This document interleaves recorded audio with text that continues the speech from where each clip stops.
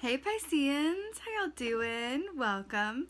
We're going to be taking a look at your second half of July general reading here. So your meditation was very interesting. Just go with me on this. I saw a creature, and I don't know what it's called, unfortunately, from the film Fantastic Beasts and Where to Find Them. And it's the creature that I think Ned Scamander, I believe,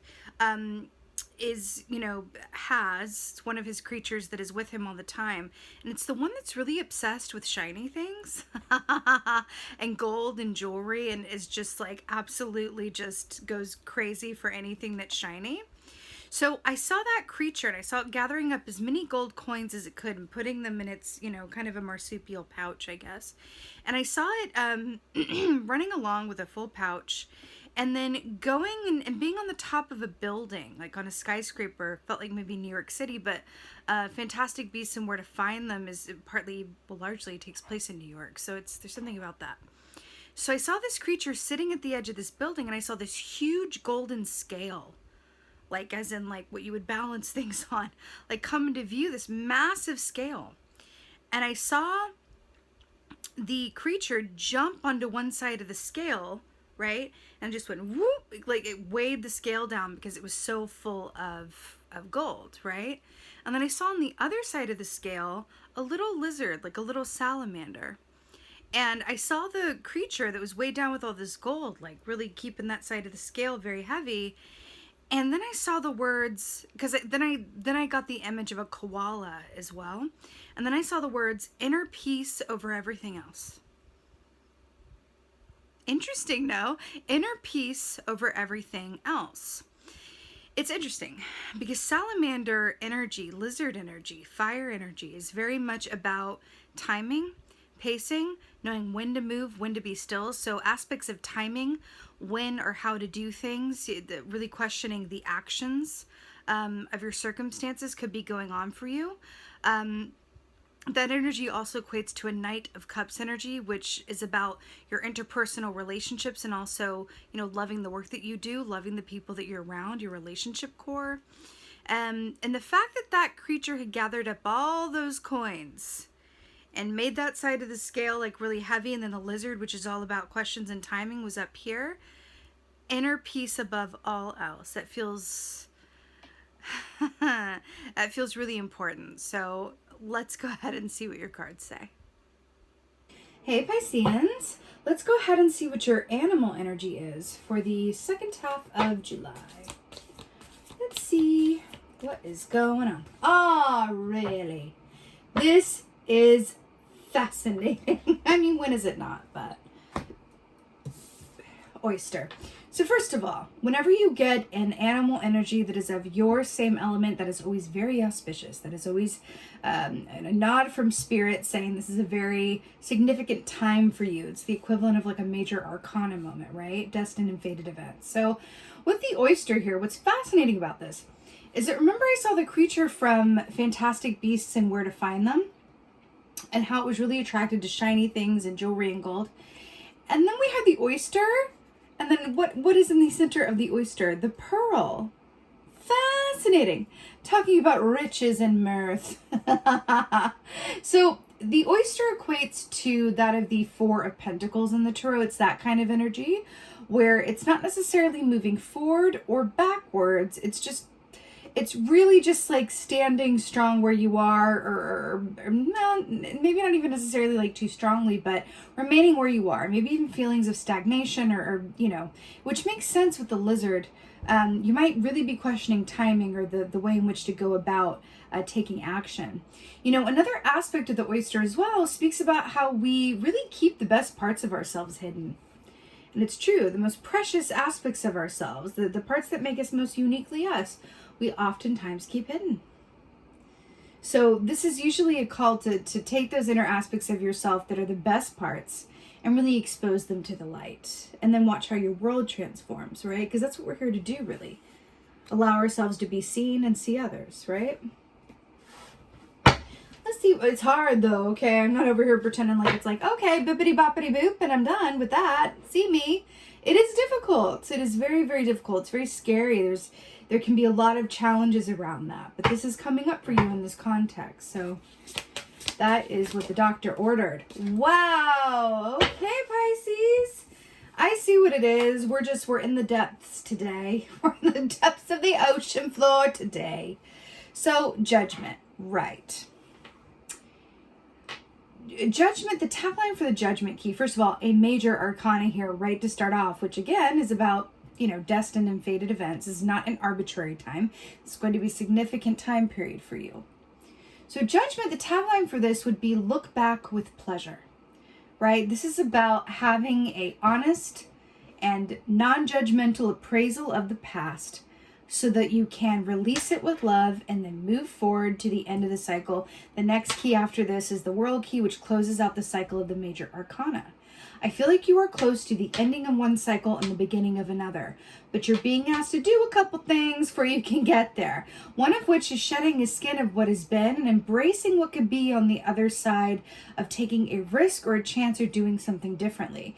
But again, back to that meditation of, inner peace above all else. Judgment is also about inner peace and about what keeps us from inner peace as it relates to the past.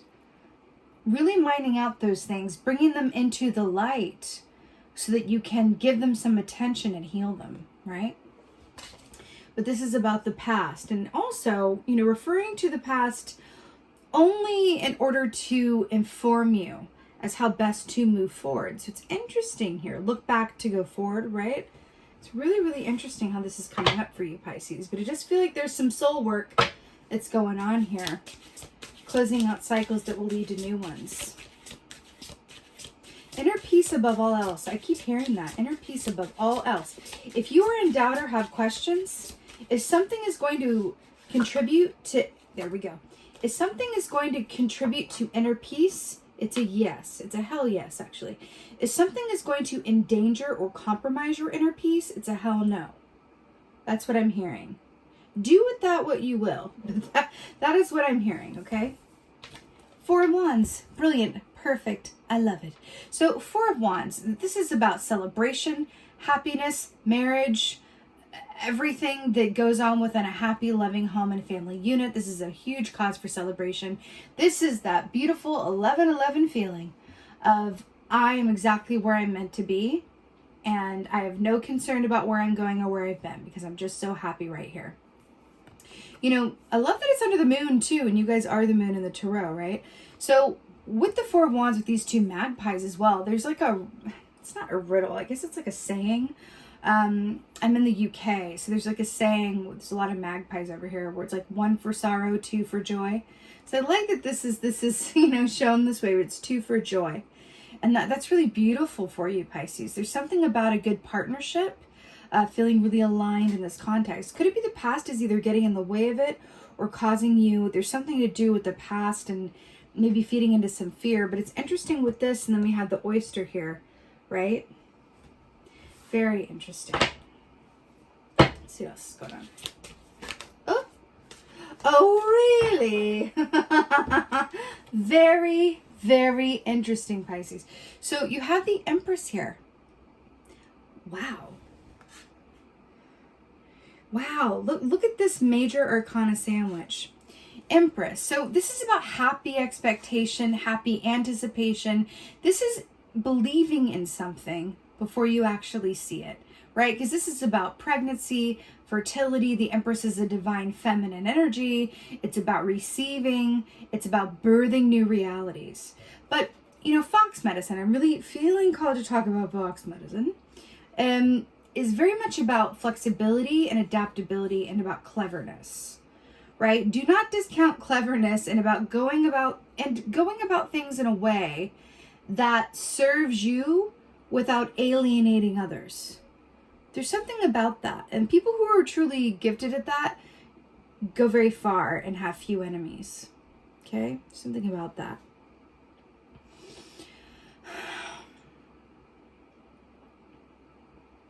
It's interesting here as well because we have the lunar moth.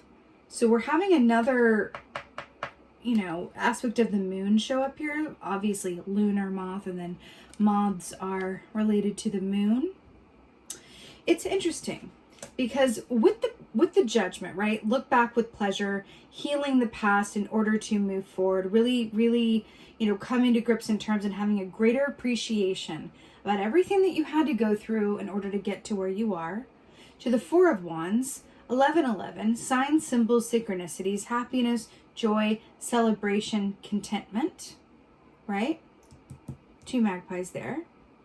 And then you have the Empress, which is happy expectation, abundance, fertility, and a really beautiful time of life. I'm really drawn to these roots here. Why do I feel like we're talking about something to do with family or something that, relates to family ties or connections that, if it's not biological family, connections that are deeply rooted? There's something about that here. I gotta tell you though, Pisces, what I'm picking up empathically is I feel very tired. I feel very tired. Like I'm sitting here and I'm you guys as Pisces, I think well, if you don't know this, I'll tell you. Pisces are highly empathic. Out of all these signs, in my experiences and in my opinion, Pisces, if you are born a Pisces, you are most likely empathic. It's kind of part of the energy signature of your sign, right? In my opinion. So it does not surprise me that as I'm sitting here in your energy, I'm feeling you empathically and I feel very tired. I feel very tired. And what's interesting about that is in the opening meditation, when I saw that lizard, lizards go from being very still to springing into action, right?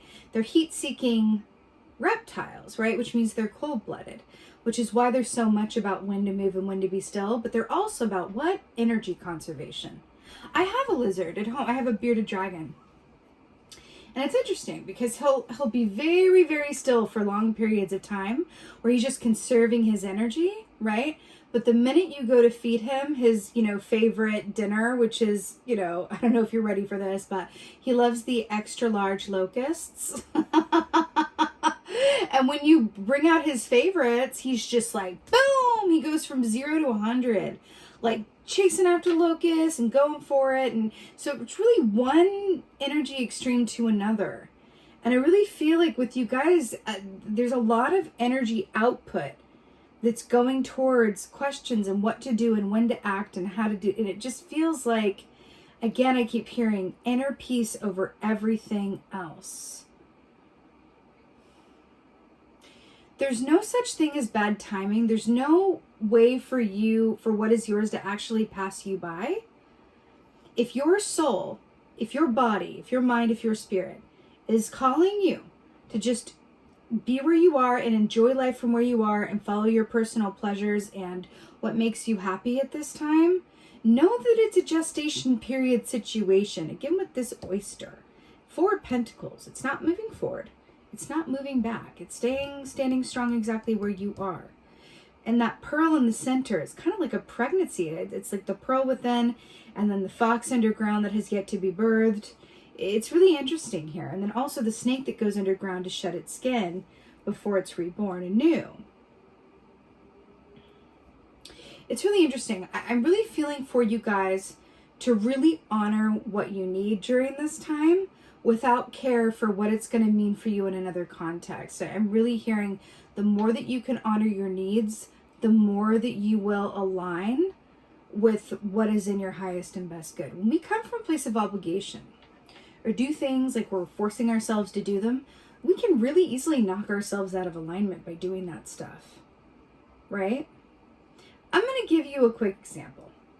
Let's say that you are, you have a routine where, just for example, you go to the gym. You go to the gym every Monday, Wednesday, Friday, right?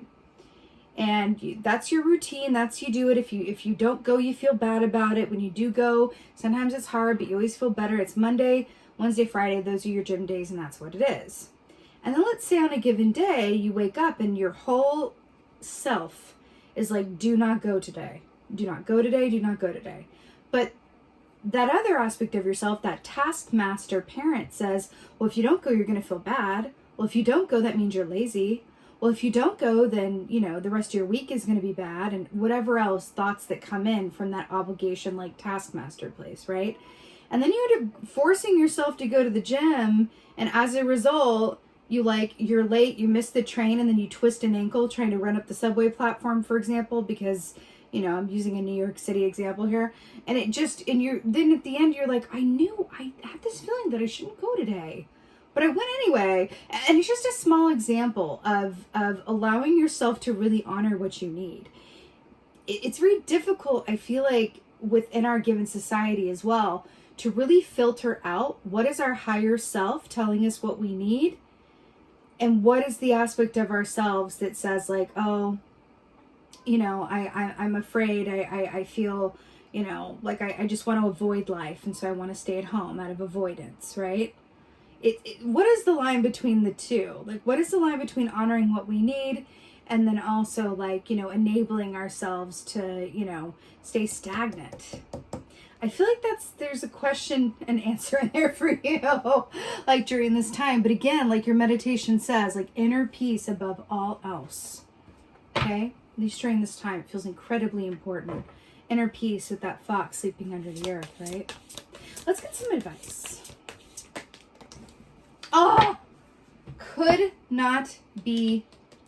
Oh, wow. I can't tell you how much this has come up today. Okay. First of all, you got justice, which is perfect. Libra energy, number 11, again with the 11 there. Justice is about everything being fair, equal, balanced, and in order. Now, I have to tell you something. Do you remember in the meditation where I saw the two scales, right?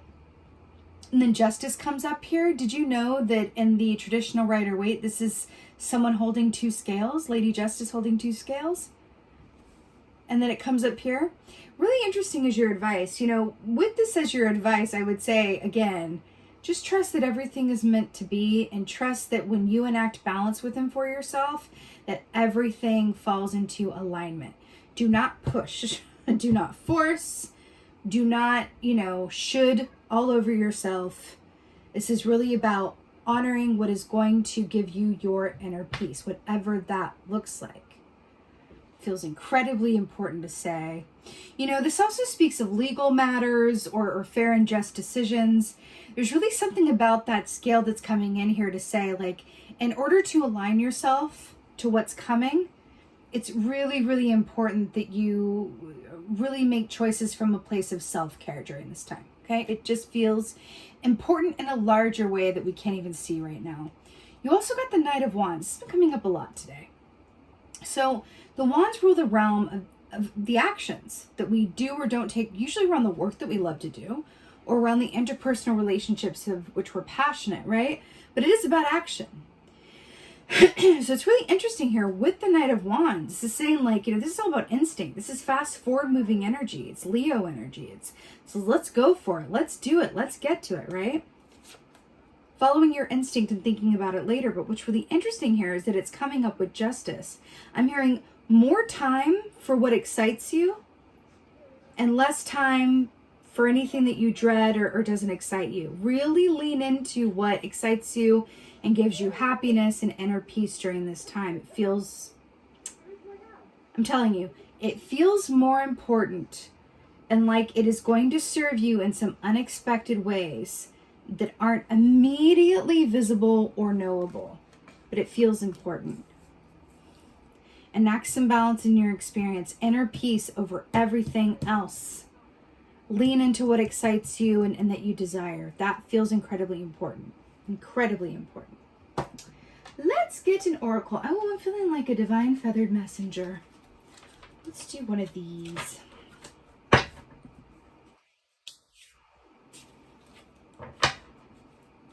It's really interesting how it storyboards, though.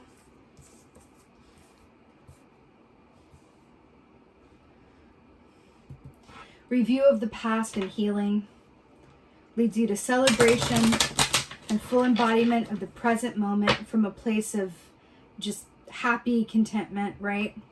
Which leads to knowing that good is coming your way and believing in it before it actually arrives.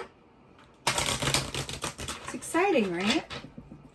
So says manifesting from a place of happy expectation. All right, let's get an oracle.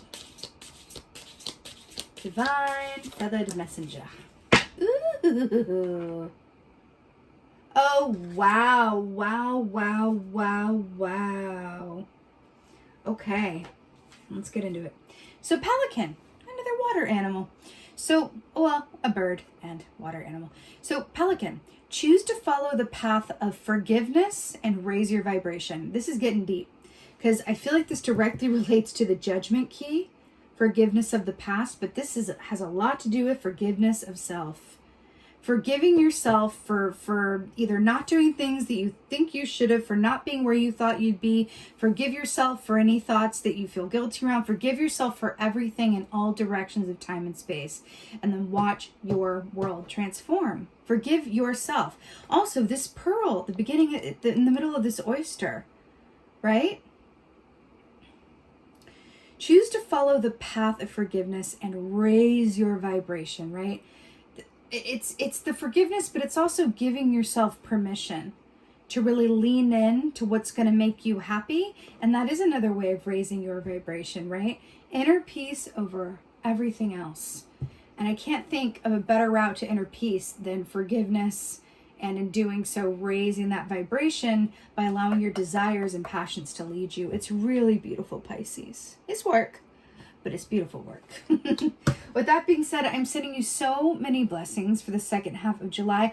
I so hope that this helps and resonates. If so, please do let me know in the comments below. I absolutely love reading your comments. And with that being said, just thank you. Thank you so, so, so much for being here. And most of all, and as always, my beautiful Piscean friends, thank you for being you. And be well. Until next time.